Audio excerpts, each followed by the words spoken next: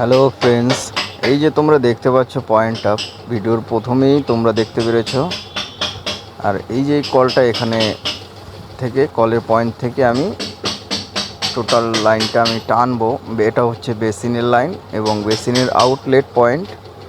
তো কিভাবে কি কাজ করব ওটা তো অবশ্যই তোমরা ভিডিওর মাধ্যমে দেখতে পাচ্ছ। তো তোমরা দেখতে থাকো। ফাইনালি আমার বেসিনের লাইন এবং সিঙ্কেল লাইন ঢুকিয়ে কল ফল লাগিয়ে দিয়ে পাইপটা লাগিয়ে কমপ্লিট করে দিয়েছি। এই দেখে নাও বেসিনের আউটলেটটা টোটালটাই এগ্রিকালচার পাইপ দিয়ে করা হয়েছে। আর জলের লাইনটা করেছি 1/2 ইঞ্চি পাইপ। তো দেখে নাও এই যে টোটাল বেসিন বসিয়ে আমি কমপ্লিট করে দিয়েছি।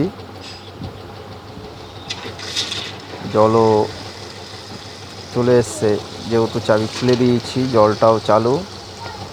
তো তোমাদের একটাই কথা বলবো, ভিডিওটা যদি ভালো লেগে থাকে তাহলে অবশ্যই একটু লাইক করো, কমেন্ট করো।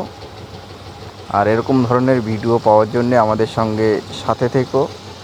আবারও দেখা হবে তোমাদের সঙ্গে নেক্সট ভিডিওতে।